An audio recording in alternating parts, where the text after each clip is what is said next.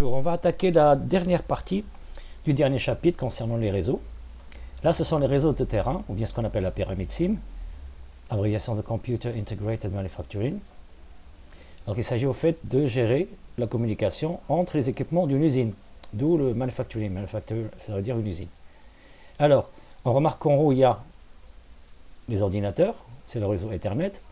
Juste en dessous, il y a les automates programmables. On peut imaginer que par chaque machine de l'usine, il y a un automate qui la gère. Réseau Profibus ou bien Modbus Plus. Entre les automates et les modules d'entrée-sortie, on va utiliser Modbus Plus ou Profibus. Et entre les automates, il y a Modbus et DeviceNet. Et à la fin, tout en bas, on a les capteurs actionneurs qui fonctionnent avec le standard de communication ASI. On va voir Modbus et ASI comme on a vu les caractéristiques du réseau Ethernet. Donc, niveau 3, c'est le réseau de PC et de communication avec les automates. Niveau 2, c'est le réseau de terrain, le réseau d'automates et communication avec les modules. Niveau 1, le module d'entrée-sortie, c'est le réseau entre les modules et les automates.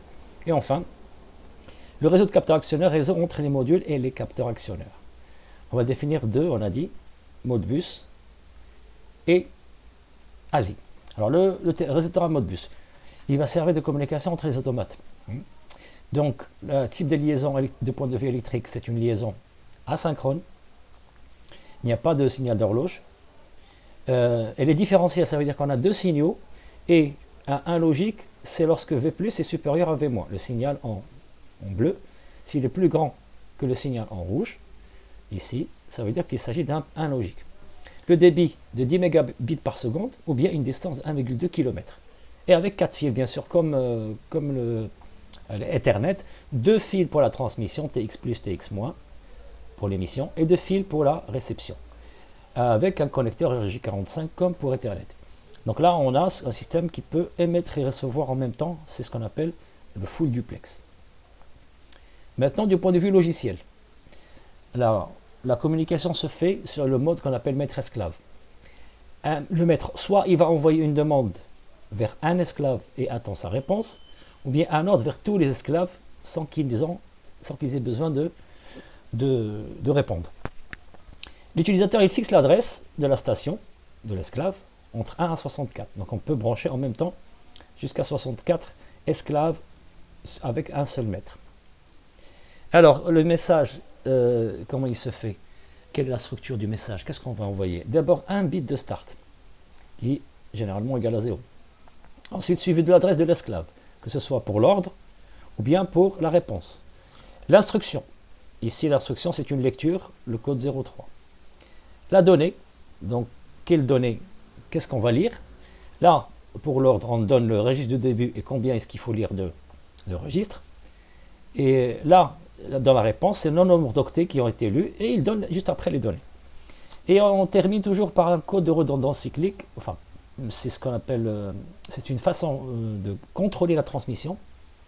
Ce code, il est calculé par l'émetteur et par le récepteur. Et il fait la comparaison des deux pour savoir si ce code-là est le même. Et tous les messages vont se terminer par un bit de end qui est égal à 1. Ce qui veut dire que tant que la ligne est égale à 1, il n'y a pas de transmission. Dès qu'elle passe à 0, ça veut dire qu'il y a un nouveau message qui va arriver. Voilà donc la partie logicielle de Modbus. Maintenant, on va passer au capteur et actionneur qui utilise un bus ASI. ASI, un bus de terrain de type aussi maître-esclave, reliant jusqu'à 31 esclaves sur 300 mètres. Alors l'avantage, c'est qu'on va utiliser un seul câble pour relier ces 31 esclaves. Vous voyez, il n'y a pas besoin de câblage. On diminue énormément le nombre de câbles. Le temps de réponse, lui, il va de 5 jusqu'à 10 millisecondes. Côté matériel, on a un seul câble, on a dit, avec 2 fils. Ces 2 fils-là, ils vont servir pour l'alimentation, 24 volts, et pour les signaux. Ils ont une gaine auto-cicatrisante. Ça veut dire quoi? Le branchement, on ne va pas dénuder le câble pour faire la soudure. Vous voyez que sur cette image-là, on voit bien que le câble n'a pas été coupé. Si on ouvre le boîtier, on va voir qu'il y a 2 dents qui viennent se planter dans la gaine et qui vont venir se connecter aux fils qui sont là, en marron et noir. Donc imaginez une dent qui rentre ici, qui pique à l'intérieur pour faire le contact. Il n'y a pas de soudure. Mais l'avantage c'est que si on enlève les dents, Si on ouvre ce boîtier-là, alors les dents elles vont sortir de la gaine, mais la gaine va s'auto-cicatriser. C'est comme une peau qui se referme. Donc les prises, on les appelle des prises vampires. Ça, c'est le côté matériel, physique qu'on voit. À l'intérieur des périphéries d'entrée-sortie, il va y avoir aussi un circuit intégré spécial, qu'on appelle un ASIC, et qui est intégré au capteur ou bien à une interface. Il va relier les capteurs actionneurs qui sont à l'intérieur, c'est-à-dire à côté, à droite, là on peut voir qu'on peut avoir deux sorties et deux entrées. D0, D1 c'est des deux sorties et deux entrées. Donc 4 capteurs soit Tor ou bien analogiques. On va le relier au mètre ASI à gauche, parce que là, à gauche de ce circuit-là, on voit qu'on a ASI plus, ASI moins. Deux signaux qui sont les câbles marron et bleu.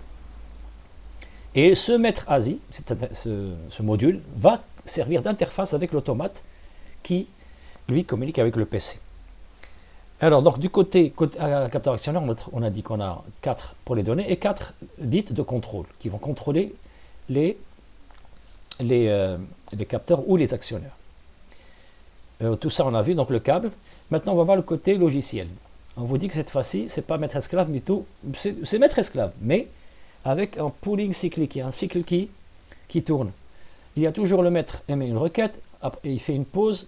Si la réponse ne vient pas, il va la réémettre, ou bien si elle vient, il va envoyer la suivante, mais après une pause pour l'esclave. Donc, requête du maître, une pause, réponse de l'esclave, pause de l'esclave. La requête, comme tout ce qu'on a vu, il commence toujours par start qui est 0, se termine par end. Il y a un bit de contrôle, soit il est égal à 0, soit il est égal à 1. L'adresse de l'esclave qui se compose de 5 bits. Les données qui se composent aussi de 5 bits, I4 jusqu'à I0. Et là, le contrôle se fait par ce qu'on appelle le contrôle de parité. Et le bit de parité soit égal à 0, soit égal à 1. On le calcule en comptant combien est-ce qu'il y a de 1 dans le message.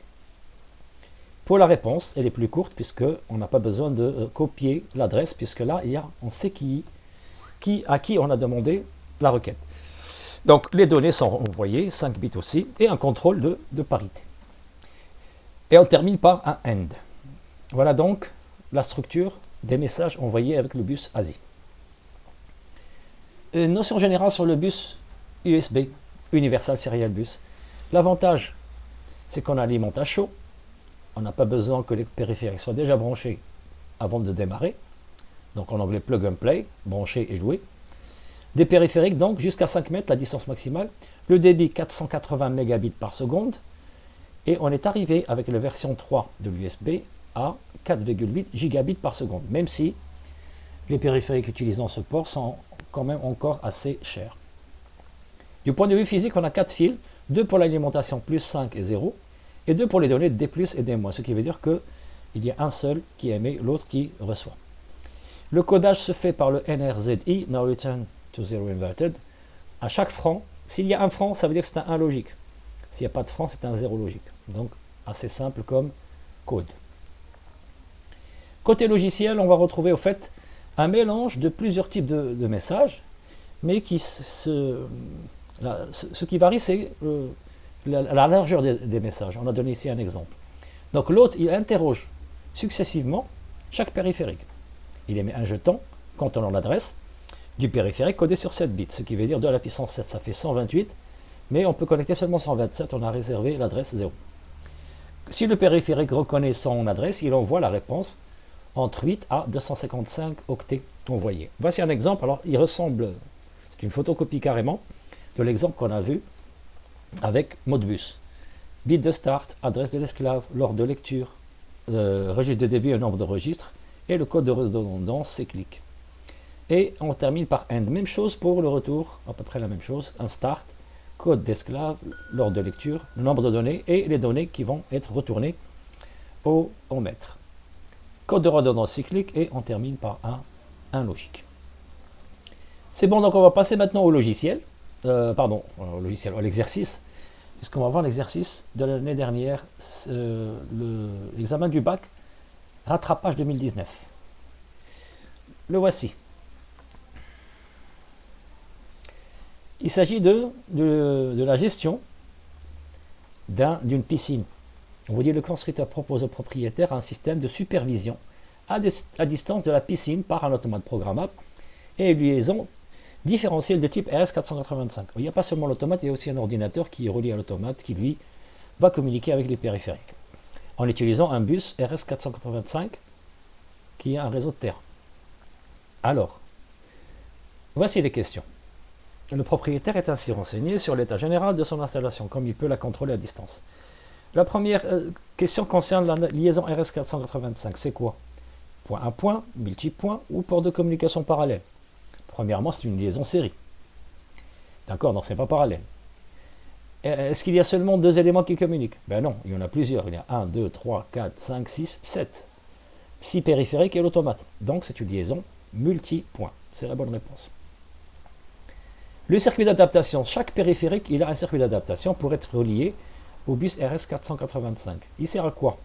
Augmenter la vitesse, convertir une tension alternative en une tension continue, ou bien convertir une tension bipolaire en une tension différentielle. La réponse, vous l'avez déjà dans l'énoncé. Une liaison de différentiel de type RS485. Donc c'est convertir une tension bipolaire en une tension différentielle. Une tension bipolaire, c'est une tension qui varie entre 0 et une valeur positive ou négative d'ailleurs. Et là, c'est 2 signaux qui sont opposés. Le bouchon, on n'a pas vu le bouchon en cours, hein. On vous dit à quoi il sert.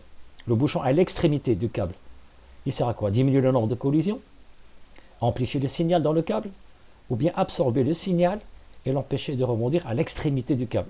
Dans la question, vous avez la réponse. Et sinon, sur le schéma, on voit bien qu'on a un bouchon à l'extrémité droite, ici, et un bouchon à l'extrémité gauche, ici. Donc c'est la 3e réponse. Un petit calcul maintenant. Sachant que les données transmises sont codées sur 8 bits, 1 octet, entouré de 1 bit de start et 1 bit de stop, et que la transmission se fait à une vitesse de 9600 bits par seconde. Déterminer le temps de transmission d'un seul bit. Sur une seconde, on a 9600 bits. Donc, combien dure un bit? C'est 1 divisé par, une seconde divisé par 9600.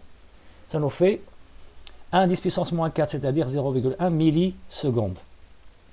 Et enfin, quel est le temps pour transmettre toute une trame? Alors une trame, c'est 8 bits, plus 2 bits, 1 pour le start et le stop, ça fait 10 en tout. 10 fois 0,1, ça fait 1 milliseconde. Voilà, c'est tout pour ce cours et la correction de ce contrôle. Merci à vous.